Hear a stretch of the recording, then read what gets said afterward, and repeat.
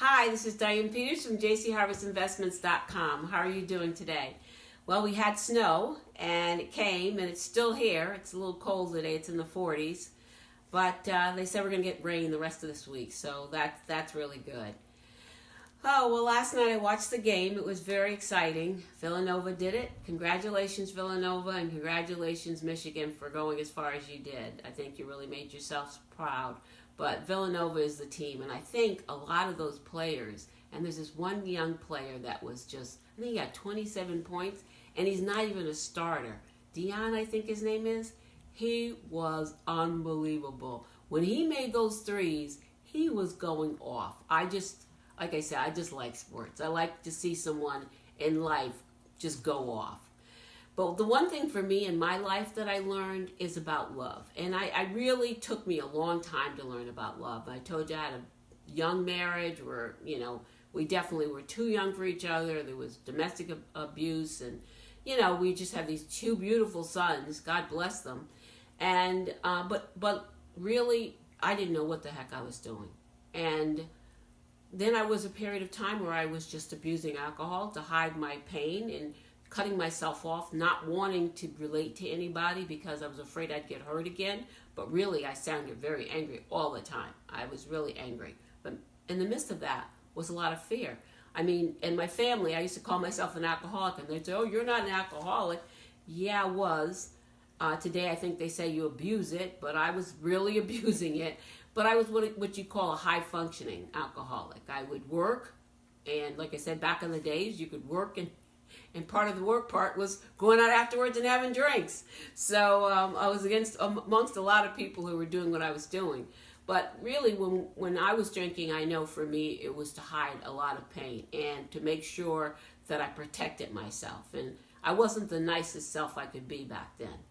And then I grew out of that. I came out of the fact that I remember one night I was praying and I said to God, there's got to be some nice guy out here who's sensitive, who, cares about people. He's a lot of fun to be with. And then not long after that, I met my Keith. And he was that. He was that fun-loving guy who just liked everybody and would do nice things for everybody. And he's still that guy. He's found his voice, because when we first got married, he kind of let me push him around a little bit, but he's definitely not that guy anymore.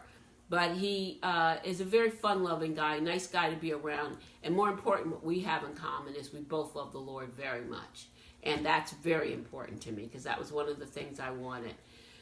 But as we grew together, we've had our ups and we've had our downs. The one thing I know that we have is commitment. And I think true love is commitment. When you're really in love and it's not an emotion. One of my favorite lines in the scriptures in the Bible, and that really it does it for me, is 1 Corinthians 13. And I'm just going to read starting at verse 4, because this is love. Love is patient. Love is kind. It does not envy. It does not boast.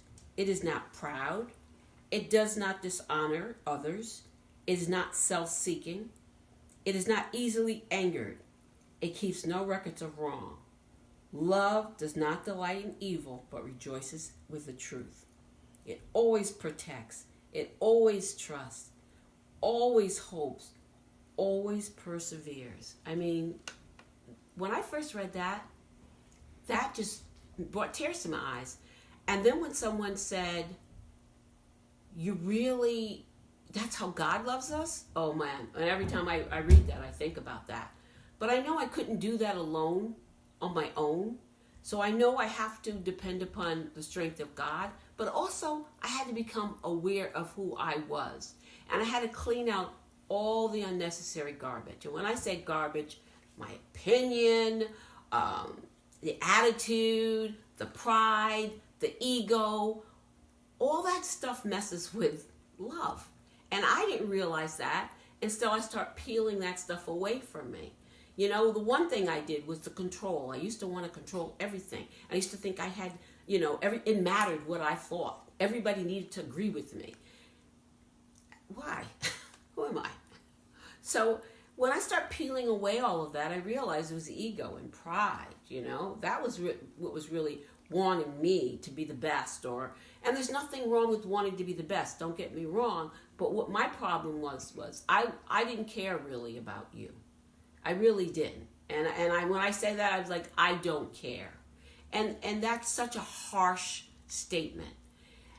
So I try to remove myself from that. But every time I feel myself getting to that point where I'm not realizing that love is not an emotion, and that no matter what someone does to me, I still have to love them, because in doing that, I'm feeling love. That's what it really does for me. I think it would do the same thing for everybody. When you let the forgiveness go, when you forgive people, when you get rid of your ego, when you humble yourself, and believe me, some incidents in my life have made me really realize, I had to humble myself and think people better than me. But with an ego like mine, that's not such a bad thing. I mean, there are some people out there that would be a worse thing for them. But with me, I always suffered with my ego and my pride. So once I did get closer to God and realizing that love is not trying to make Diane happy, love is making someone else happy, seeing the joy in somebody else's face. My husband, I do things for him out of love, not obligation. I never thought I'd cook. God help me. I never was a cook. But my husband's an eater, and I have the funniest story to tell real quickly. I'll never forget when we first got married, my sister and two of our friends, Carol, who was a friend of my sister's, and my sister Denise, she goes by JD. We were sitting around eating. I had them over for dinner. It was our first night back after the honeymoon. So I had him over for dinner. He was there. He came down the stairs, and we were laughing and talking. The dinner was sitting to the side. Now, mind you, my sisters and everybody had always seen the side of my husband that was very nice and very smiling and happy. But my husband came down those stairs, and he has a very deep voice. And he said, "Is that the food over there? Is that the food over there?" I can't even do his voice. And we said, "Yeah." And he bellowed out, "Well, when are we going to eat?" I never saw 3 women jump up and move as quickly as my sisters and our friend. I mean, even my sister JD, who never took direction from anybody, she was picking up the pots and pans, throwing the food on the plate, getting this, getting that. She was beating me out the way. It was the funniest thing. Well, it was at that point I learned, I better feed this guy, So it's with love that I cook his meals for him. He thinks I'm a good cook. I'm a recipe person. I get my iPhone. I say, I want to make this. And then Google tells me how to make it. So I want to end this with, just love everybody. Life is so short. We never know when we're going to have that next minute or hour to deal with someone. So I say to you all, love is patient. Love is kind. I love you all. Thank you for listening, and have a great day.